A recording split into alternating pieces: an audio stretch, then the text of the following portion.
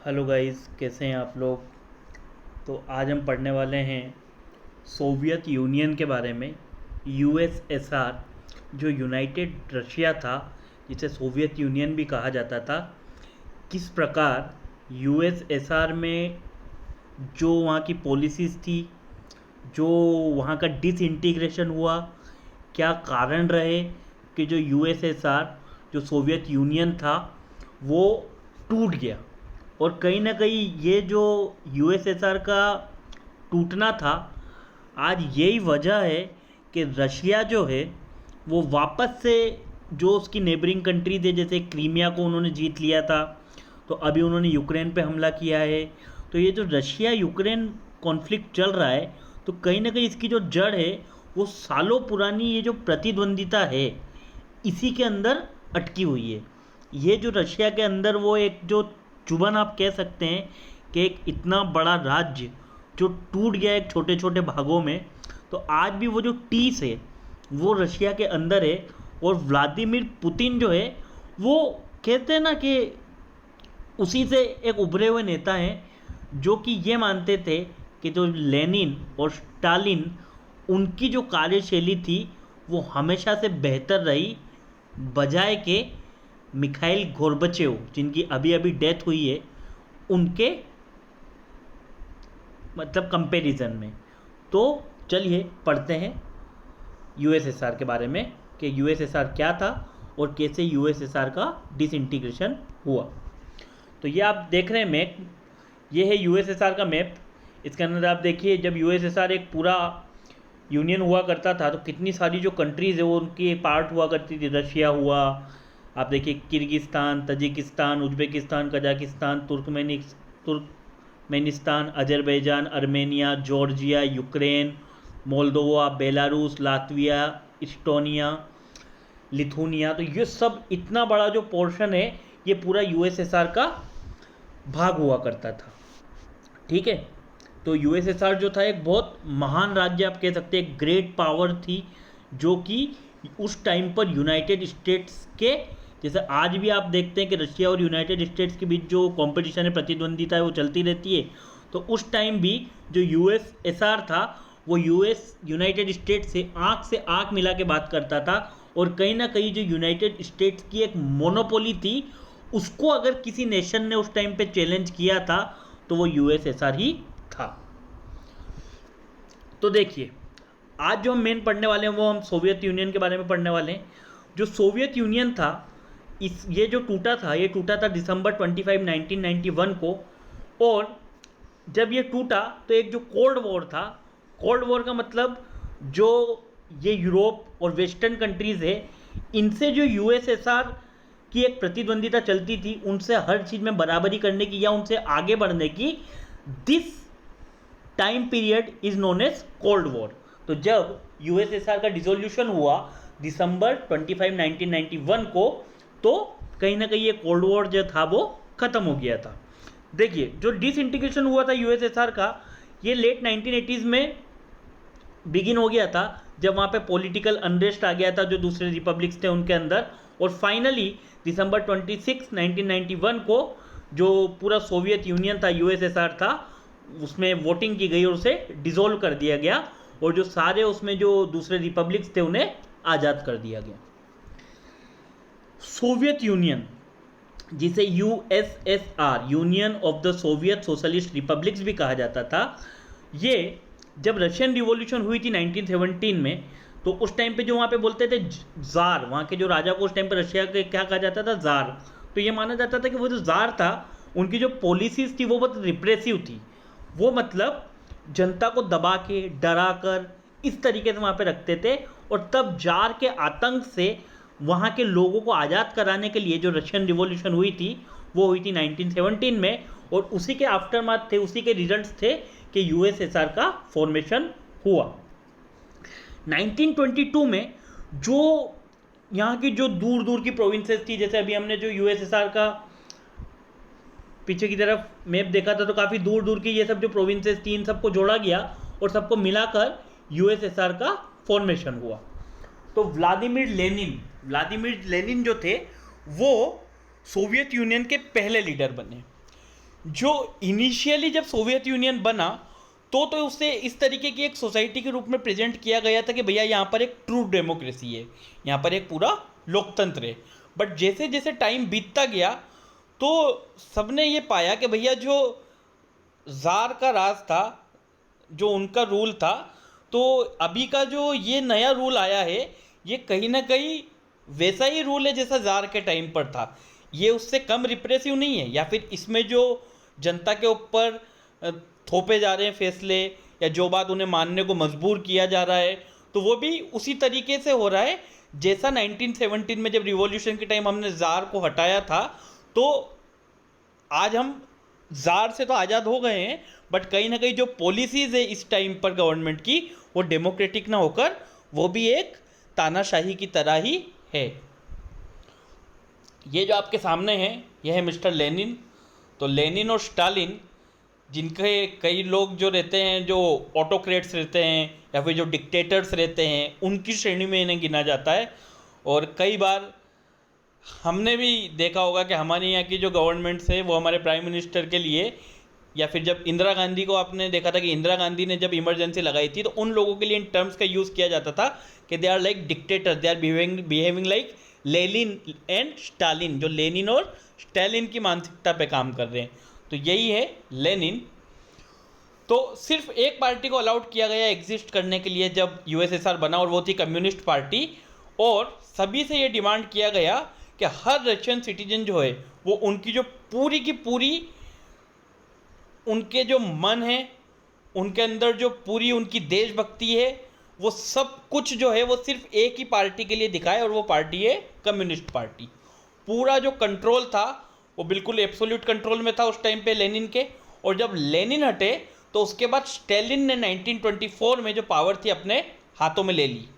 सारे जो भी डिसीजंस होते थे, जो चाहे इकोनॉमिकल हो, चाहे वो आप कह सकते हैं एडमिनिस्ट्रेटिव रिफॉर्म्स हो, चाहे वो पब्लिक रिफॉर्म्स हो, कोई भी रिफॉर्म्स जो होता था उस पर जो पूरा कंट्रोल होता था वो डायरेक्टली किसका होता था? स्टेट का होता था। और कोई भी अगर उस समय पे स्टालिन का विरोध करते हुए पाया जाता था तो उसका वन वे टिकट जो होता था वो सीधे लेबर कैंप में होता था, या फिर एक शो ट्रायल करके उसे डायरेक्टली एग्जीक्यूट कर दिया जाता था। मतलब कोई भी उनके खिलाफ या उनकी पॉलिसीज़ के खिलाफ उस समय पर आवाज़ नहीं उठा सकता था। सिर्फ 1941 में जब जर्मनी ने उन पर हमला किया ड्यूरिंग वर्ल्ड वॉर सेकंड, तो जो इंटरनल स्ट्राइफ था उस टाइम पर वहाँ पर नहीं हुआ। मतलब उस समय पर सारे जो लोग थे वो अपने लीडर के पीछे खड़े हुए। अब ये आपके सामने लेफ्ट में जो आप देख रहे हैं लेनिन, और राइट में आपके सामने है स्टालिन। ये दो वो लोग हैं जिन्होंने जो सोवियत यूनियन था उसे मजबूत बनाने में और जो उसका एक छत्र राज बनाने में कहीं ना कहीं इन दोनों की बहुत अहम भूमिका रही थी। अब यूएसएसआर को उस टाइम पे एक अपॉर्चुनिटी मिल गई जब ये वॉर हुआ, वर्ल्ड वॉर सेकंड स्टार्ट हुआ, कि उनकी जो मिलिट्री इंडस्ट्री है वो उसे इम्प्रूव करे, जो कि ऑलरेडी वेल सेटल्ड हो चुकी थी स्टालिन्स की पॉलिसीज़ की वजह से। तो उस समय पर उन्हें जब ये मौका मिला, तो जब तक वर्ल्ड वॉर सेकंड एंड हुआ 1945 पे, तो यूएसएसआर ने अपने आप को एक मेजर मिलिट्री पावर के रूप में ट्रांसफॉर्म कर लिया था। और 1953 में स्टालिन की डेथ हो गई, और तभी जो लीडर्स थे उनके अंदर इतनी हिम्मत आई कि उन्होंने उनकी जो पॉलिसीज़ थी, उन्होंने उनके द्वारा जो भी थोपे गए थे फैसले, उनका विरोध किया। उनके जीवित रहते किसी की इतनी हिम्मत नहीं हुई कि उनके किसी भी फैसले के खिलाफ कोई भी एक उंगली उठा सके। बट जो कम्युनिस्ट पार्टी थी उन्होंने जो अपना कंट्री के ऊपर कंट्रोल था उसे फर्मली मेंटेन किया। अब जो फोकस था वो पूरी तरीके से शिफ्ट हो गया था कोल्ड वॉर के ऊपर, जो कि वेस्टर्न नेशंस के साथ था, और एक आर्म रेस। जैसे आज भी आप देखते हैं हमारा देश है, जब भी हम अगर रशिया से कोई मिसाइल वगैरह खरीदने चाहते हैं, जैसे हम S-400 डिफेंस सिस्टम जब रशिया से खरीदना चाहते हैं तो अमेरिका की तरफ से विरोध होने लगता है। अगर हम अमेरिका से कोई दूसरी चीज़ खरीदते हैं तो रशिया कहीं ना कहीं उससे नाराज़ हो जाता है। तो ये जो कोल्ड वॉर है रशिया, यूएसएसआर और यूएस के बीच में, यूनाइटेड स्टेट्स के बीच में, ये सालों से चला आ रहा है, क्योंकि ये दोनों जो पावर्स है ये एक तरीके से वर्ल्ड का जो आप कह सकते हैं आर्म्स कंट्रोल है वो ज़्यादातर part, most of the part state with these two countries, इन दो कंट्रीज के हाथ में ही सबसे ज़्यादा आर्म्स पावर हैं और सबसे डेवलप्ड जो टेक्नोलॉजी है in case of arms and what ever kind of defence system, वो इन दो कंट्रीज के पास ही अवेलेबल है। तो इनके बीच जो ये कोल्ड वॉर है ये अभी से नहीं, ये सालों से चला आ रहा है। और तभी आज जो कॉन्फ्लिक्ट है रशिया का और यूक्रेन का, तो अमेरिका बिल्कुल खुल के उसमें यूक्रेन के साथ खड़ा हुआ है। अब देखिए, ये जो पर्सन आपके सामने है, ये जो पर्सन आपके सामने है, ये हैं गोर्बाचेव, जिनकी अभी अभी डेथ हुई है। तो स्टालिन, लेनिन, उन लोगों ने क्या करा था, ऑटोक्रेसी चलाई थी, डिक्टेटरशिप चलाई थी। गोर्बाचेव जब पावर में आए तो इन्होंने एक जो छवि थी, एक जो इमेज थी, वो बदलने की कोशिश की। तो उसी के कारण व्लादिमीर पुतिन जो है वो कहीं ना कहीं गोर्बाचेव से नाराज थे या उन्हें पसंद नहीं करते हैं, क्योंकि व्लादिमीर पुतिन उसी टाइम पर उभरे थे जिस टाइम पर गोर्बाचेव का पतन हुआ था। तो चलिए पढ़ते हैं आगे, तब हमें समझ आएगा कि क्यों पुतिन जो है वो गोर्बाचेव को पसंद नहीं करते थे और क्यों पुतिन यूक्रेन पे हमला करना चाहते हैं और यूक्रेन पे हमला करके उसे अपने में मिलाना चाहते हैं। क्यों रशिया ने पुतिन के अंडर में आने के बाद क्रीमिया पर हमला किया और क्यों पुतिन के पावर में आने के बाद जो एक्सपांशनिस्ट पॉलिसी है रशिया की, जो उनकी विस्तारवाद की जो उनकी एक आप कह सकते हैं रणनीति है, उस पर रशिया बहुत तेजी से काम कर रहा है। तो देखिए, जब हमने पढ़ा कि स्टालिन की डेथ हो गई, उसके बाद भी कम्युनिस्ट पार्टी ने जो अपनी होल्ड थी वो देश पे कम नहीं होने दी।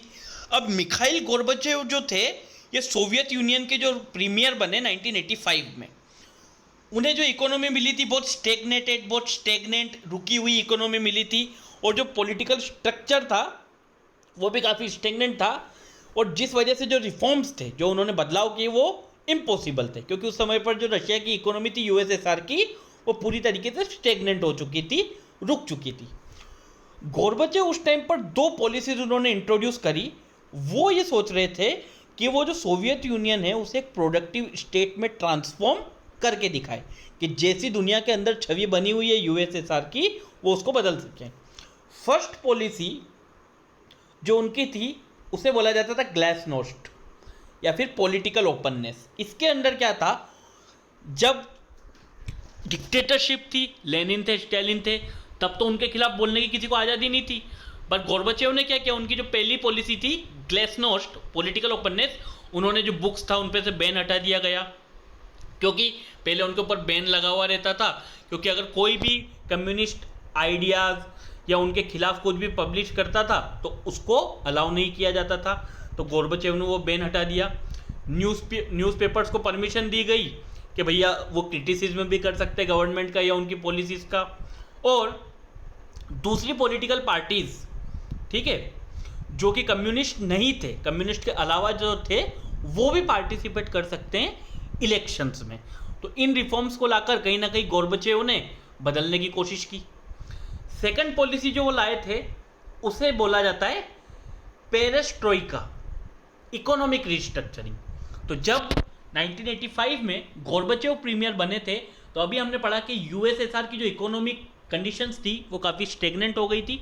अब उन्होंने इकोनॉमिक रिस्ट्रक्चरिंग चालू की। इसके अंदर क्या किया गया, जो प्रीवियस पॉलिसी थी जिसमें कि जो इकोनॉमी जो थी पूरी तरीके से कमांड की जाती थी, उसे एबंडन कर दिया गया, ख़त्म कर दिया गया, और अलाउ किया गया इंडिविजुअल ओनरशिप ऑफ प्रॉपर्टी को, कि एक पर्टिकुलर इंडिविजुअल आदमी भी प्रॉपर्टी को ऑन कर सकता है और अपना बिजनेस वगैरह वहाँ पर सेटअप कर सकता है।